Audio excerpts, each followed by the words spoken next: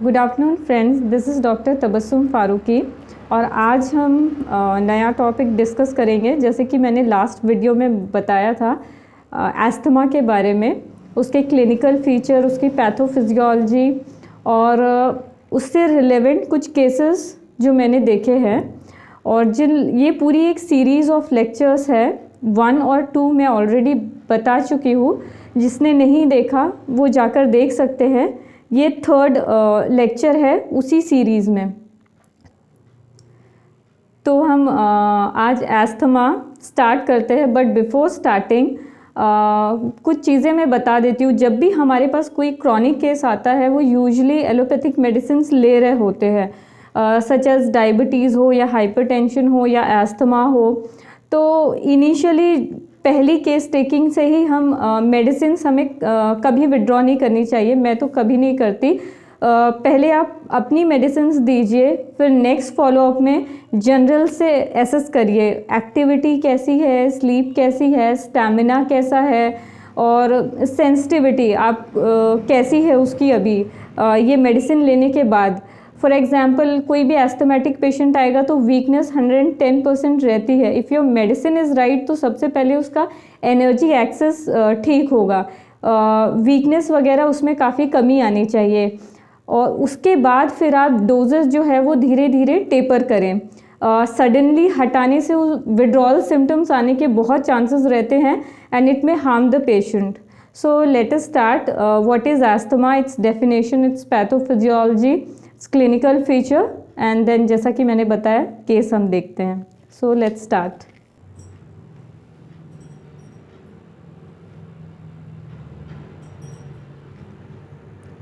So let us start with this diagram for the sake of simplicity. ये हमारा normal structure है airway का। This is a part of airway. This is as we know this is lumen of the airway, cross section है ये। This is mucosal layer, this is submucosal, this is muscularis. As you can see these are smooth muscles. Then it contain lot of glandular cell. This is vascular layer, mucosal, submucosal, muscularis, serosal. So इसका cross section अगर हम देखें, इतनी part को अगर हम widen करें तो वो ऐसा अपीयर होगा। सो let us start with a story. Now एक लड़का है जो बाहर गया है, जो सेंसिटिव है पोलन ग्रेन्स को, और घूम कर आया है and he has started developed symptom. तो उसके साथ क्या हुआ, यहाँ हम एलर्जेन को पोलन ग्रेन ले रहे हैं। एक्सपोजर के बाद ये सेंसिटाइजेशन अभी हुई है, ये पहले से सेंसिटाइज नहीं है, ये एसिम्प्टोमेटिक था। Just for the sake of example I am saying this. तो ये सेंसिटाइजेशन कैसे हो रहा है, पोलन एंटर हुआ म्यूकोजल लेयर में, म्यूकस लाइनिंग में WBCs वगैरह रहते हैं such as mast cell and all. फिर ये पोलन को डाइजेस्ट किया, उसको पीसेस में तोड़ा और ये एब्जॉर्ब हुआ नीचे। Now it went to T helper cell 2। ये सारी जो प्रोसेस है ये टी हेल्पर सेल 2 से स्टार्ट होती है। टी हेल्पर 2 सेल की वेरियस क्लासेस होती है, क्लासिफिकेशंस होती है। ये प्रोसेस में मेनली टी हेल्पर 2 ही इन्वॉल्व होते हैं। तो ये T cell receptor antigen presenting cell की तरह ये काम करते हैं। इसको पिक किए, इसको रीड किए और हमारा इम्यून सिस्टम जो है अभी सेंसिटाइज हुआ है इस प्रोसेस के लिए। इसने T helper 2 cell will release interleukin 4 and interleukin 5। So interleukin 4 will go and recruit lot of mast cell, मतलब वो मास्ट सेल को जाके अट्रैक्ट करेंगे और बी सेल को जाके स्टिमुलेट करेंगे सो दैट ये बी सेल बहुत सारी एंटीबॉडीज़ बनाए, IgE बनाए। और ये बी सेल जब एक्टिवेट होते हैं, बी सेल एंटीबॉडीज़ प्रोड्यूस करते हैं और वो मास्ट सेल को जाके मास्ट सेल के सरफेस पे जाके ये अटैच होती है। And as we already know, mast cell को वर्क करने के लिए मिनिमम 2 IgE की ज़रूरत होती है। जब 2 IgE वर्क करते हैं, क्रॉस लिंकिंग होती है, then it get activated. It need 2 witnesses to proceed its work. Then what is the use of interleukin 5? Interleukin 5 is mainly involved in eosinophilic recruitment. वो बहुत सारे eosinophil को अट्रैक्ट करते हैं और उनको पुश करते हैं फंक्शंस के लिए। तो चीज़ें होती कैसे है, eosinophil mainly late phase reactant के लिए रिस्पॉन्सिबल होते हैं। ये 2 फेजेस में होती है, एक इमीडिएट रिएक्शन होता है, एक लेट फेज रिएक्टेंट होता है। लेट फेज जो रिएक्शन होता है वो 4 से 8 घंटे के बाद में स्टार्ट होता है and it last up to 12 to 24 hours. और as the name suggest, acute phase reactant उससे पहले ही एक्टिव हो जाती है। तो चीज़ें प्रोसीड फर्दर कैसे होती है, हाउ इट वर्क्स, उसके लिए हम ये दूसरा डायग्राम जो है उस पर फोकस करेंगे। But before going to the second diagram, I would like the viewers to just draw this in a piece of a paper. This is normal airway structure, so that comparison में easy हो जाएगा और ये चीज़ें long lasting memory में जाएंगी। सो अब दूसरे डायग्राम पे हम फोकस करते हैं। एज़मा बेसिकली एक हाइपर सेंसिटिव रिएक्शन होती है। वन मोर थिंग, स्टार्ट करने से पहले लेट्स रिवाइज इट्स डेफिनेशन। आज़मा होता है एक पैरोक्सिस्मल इन्फ्लामेटरी एयरवे रिस्पॉन्स, मतलब इन्फ्लामेशन होती है एयरवे में और वो पैरोक्सिस्म में होती है। जब जब आप एलर्जन एंटीजन के कांटेक्ट में आते हैं, जब जब ये इन्फ्लामेटरी रिस्पॉन्स सेटअप होता है, बेसिकली ये 3 प्रॉब्लम्स का कॉम्बिनेशन है। सबसे पहले airway obstruction, second is smooth muscle hyperplasia and hyperactivity, third is inflammation. So ये जब भी ये 3 चीज़ें मिलेंगी तो इसको हम एज़मा कहेंगे और ये यूजुअली रिवर्सिबल होता है। Unlike COPD, it is most of the time irreversible. So just focus over this diagram. यहाँ पे ल्यूमेन काफ़ी नैरो हो चुकी है। एज यू कैन सी यहाँ पे म्यूकस डिपॉजिशन हो गया है। ये जो म्यूकस सेक्रेटिंग ग्लैंड्स हैं ये हाइपर एक्टिव हो गए हैं, इन्होंने अपना फंक्शंस चालू किया and they are pushing mucus towards the lumen. तो ये एयरवे ब्लॉक कर रहा है। एज यू कैन सी ये स्मूथ मसल सेल्स हैं, इनमें भी हाइपरप्लेजिया हुआ है और क्योंकि हाइपरप्लेजिया हुआ है तो ल्यूमेन फिर भी नैरो हो रहा है और कंस्ट्रिक्शन भी होगा। कंस्ट्रिक्शन की वजह से ये फर्दर नैरो होगा। And then inflammatory mediators will cause vasodilatation, oedema and other changes. वो भी ये तीनों चीज़ें मिलके ऑल टुगेदर ल्यूमेन को नैरो कर रहे हैं। So patient will suffer from breathlessness, cough, wheezing, chest tightness. Most of the time ये रात में एपिसोड्स होते हैं या फिर अर्ली मॉर्निंग। विंटर स्प्रिंग में ज़्यादातर पेशेंट सफ़र करते हैं। और सो ये सारी चीज़ें डेवलप कैसे होती हैं, पहले हमने देखा कि एक्टिवेट हुआ है हमारा इम्यून सिस्टम, उस एलर्जन को फॉरेन बॉडी की तरह रीड करा है हमारे इम्यून सिस्टम में। अब वो नेक्स्ट टाइम जब आएगा तो फिर क्या सारे सिचुएशंस होंगे। As you can see this is epithelial cell, this is mucus. अब एलर्जन एंटर हुआ हमारे एयरवे में, मास्ट सेल ने इसको पिक किया।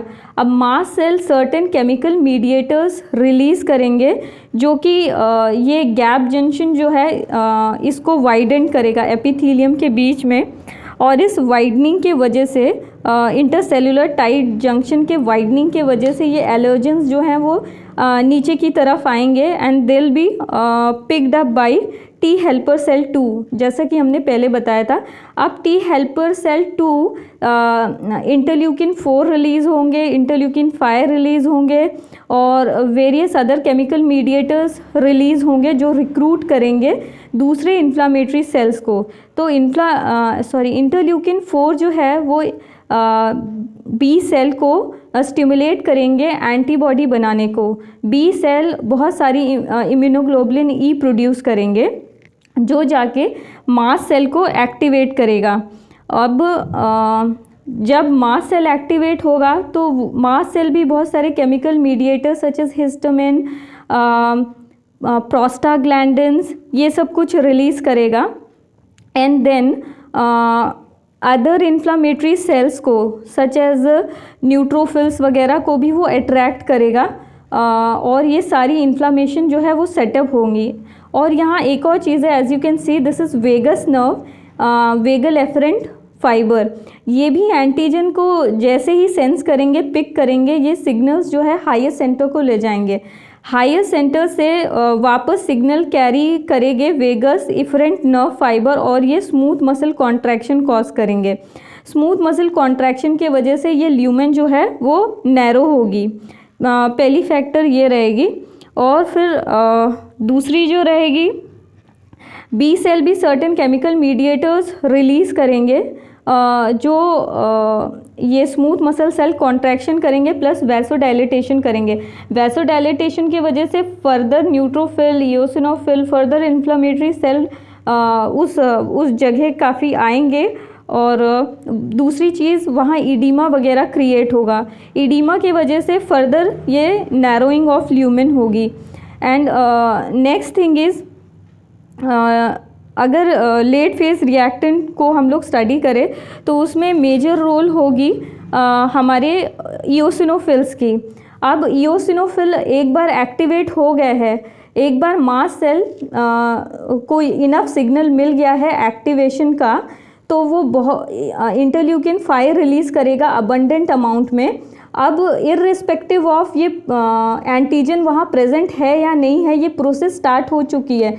Interleukin 5 is produce in abundance. जितना इंटरल्यूकिन 5 प्रोड्यूस होगा उतने इओसिनोफिल रिक्रूटमेंट होंगे, उतनी इओसिनोफिल्स वहाँ जाके ज़्यादा डिपॉजिट होंगे।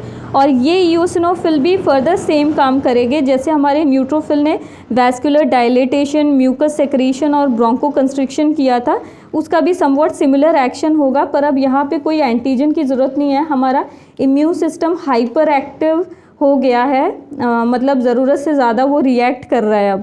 सो eosinophil is releasing certain major basic protein cationic proteins, और ये कैटायनिक प्रोटीन्स फर्दर एपिथीलियम में जाएंगे। As you can see in this diagram, ये एपिथीलियल डैमेज कॉज करेंगे।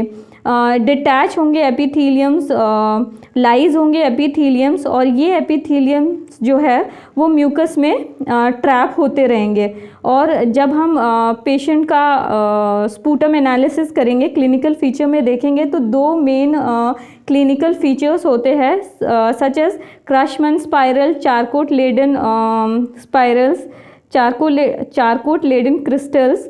ये कुछ नहीं होते, ये बस ये एपिथेलियल सेल्स होते हैं जो एक पर्टिकुलर मतलब एक पर्टिकुलर सिमेट्री में ट्रैप हो जाते हैं म्यूकस मेम्ब्रेन में, और वो हमको माइक्रोस्कोप में ऐसे दिखते हैं। सो एक ये चीज़ होगी epithelial damage. Then major basic protein और ये कैटायनिक प्रोटीन फर्दर ये वैसोडाइलेटेशन कॉज करेंगे जो इन्फ्लामेशन को एनहांस करेगा, म्यूकस ग्लैंड पे वर्क करेंगे, म्यूकस सिक्रीशन ज़्यादा बढ़ाएंगे, और ये म्यूकस स्वीप होकर ऊपर जाएगा, ये फर्दर ल्यूमेन को ब्लॉक करेगा। And then certain chemical mediator will also cause Bronco constriction.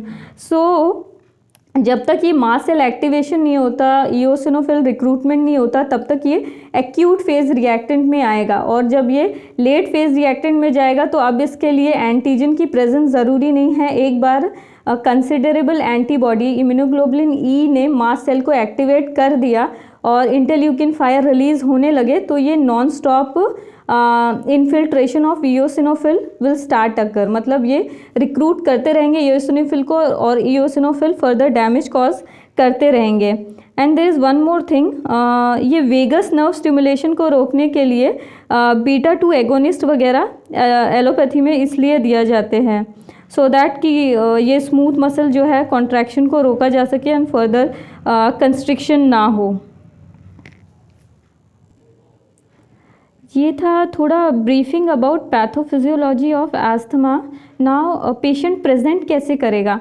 Classical asthmatic patient जो है वो प्रेजेंट करते हैं प्रोलॉन्ग कफिंग, मतलब हमको बहुत कफिंग होती है, काफ़ी घंटों तक हम खांसी करते रहते हैं और हमको रिलीव नहीं होता। जब भी हम डस्ट में जाते हैं या मौसम ये पर्टिकुलर वाला आता है तो हमको बहुत कफिंग होती है, सांस लेने में दिक्कत होती है, ये सारी प्रेजेंटेशन रहेंगी। और जब ये सिम्टम्स जो है वो लो लेवल पे मतलब सिवियरिटी इतनी नहीं हो कि चोकिंग हो जाए, हमको नेबुलाइज करना पड़े, पर ये है कि कफिंग की वजह से हमको काफ़ी डिस्ट्रेस होता है और ये कई हफ्तों तक चलता है, कई दिनों तक चलता है। तो इस सिचुएशन को हम स्टेटस एस्थमेटिकस कहते हैं। ये जो है थोड़े लंबे ड्यूरेशन के लिए जो है पेशेंट वो सफ़र करता है।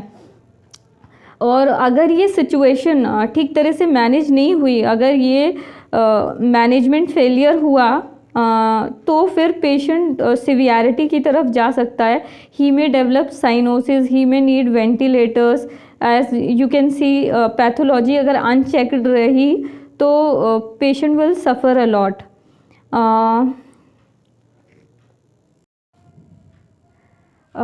तो हम अब एक केस डिस्कस करते हैं जो मुझे लास्ट नवंबर में आया था।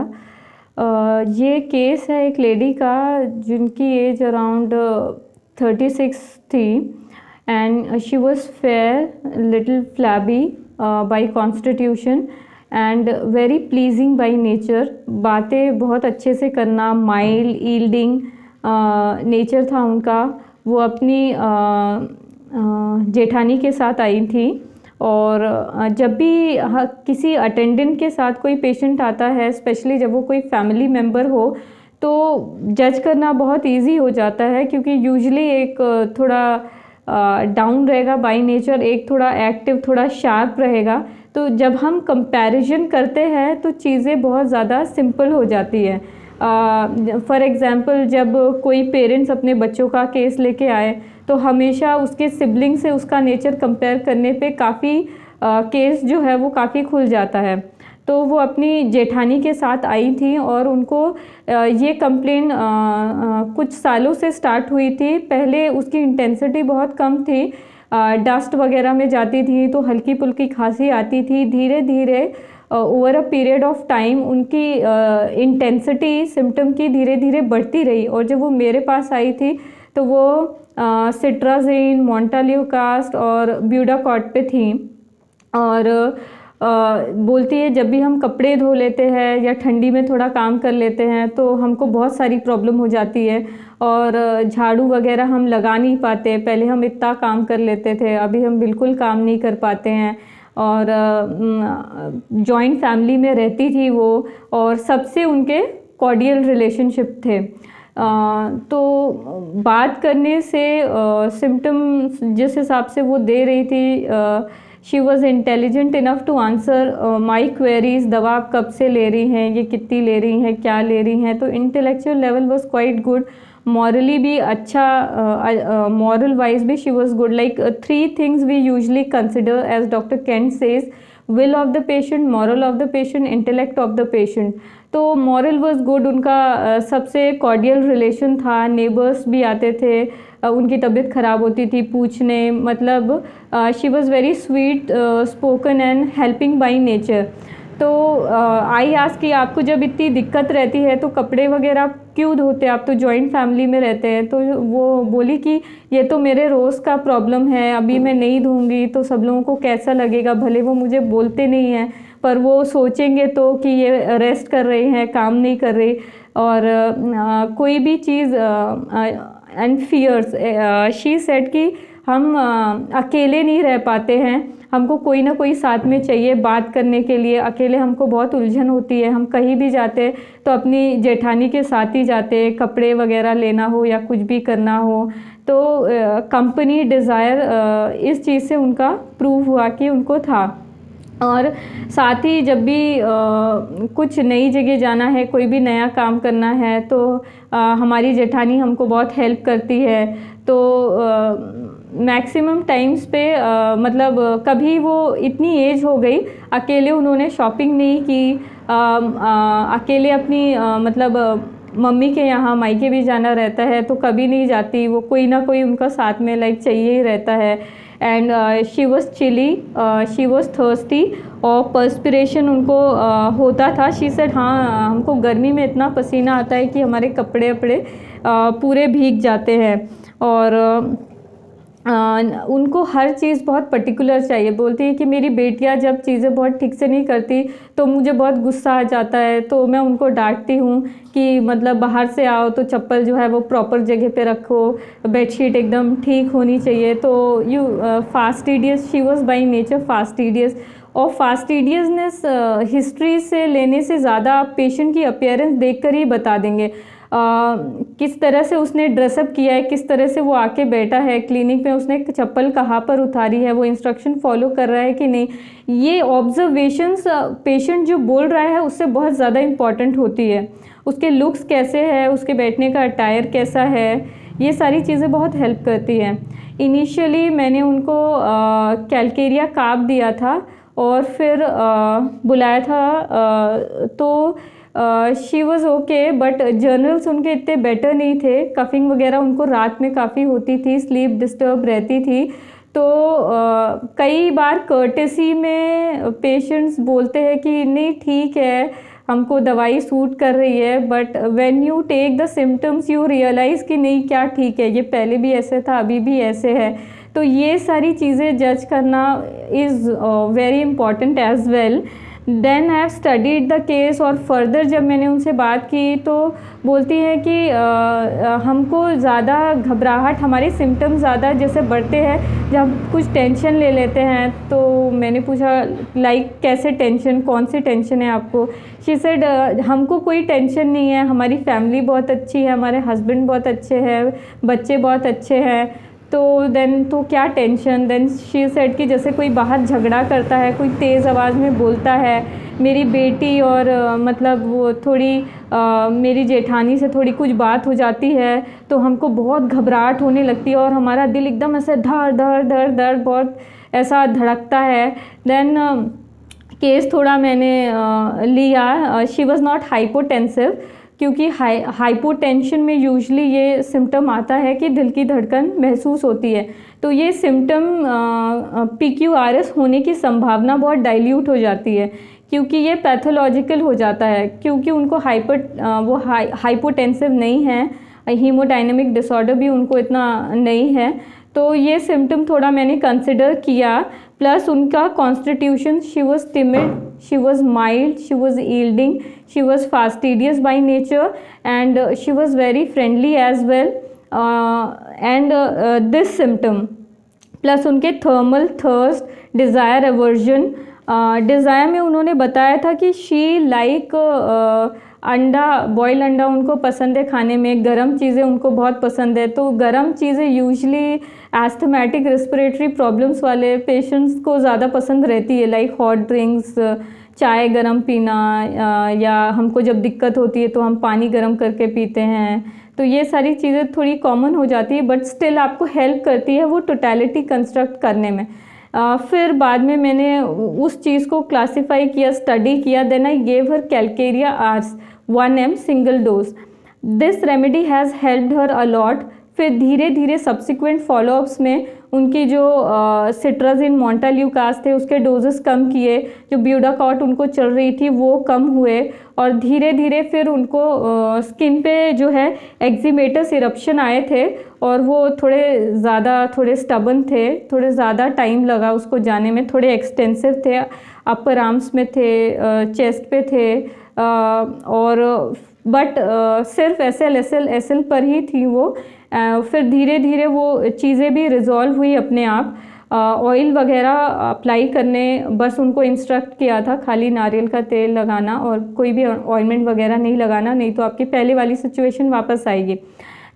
फिर लाइकवाइज ये चीज़ें चली गई। अब जब भी मतलब इसके बाद फेब्रुवरी वगैरह में थोड़ा ज़्यादा डस्ट वस्ट होता था तो उनको खांसी आती थी, पर उतनी सिवियरिटी से नहीं आती थी, पर ये चीज़ मतलब थोड़ी रहती थी।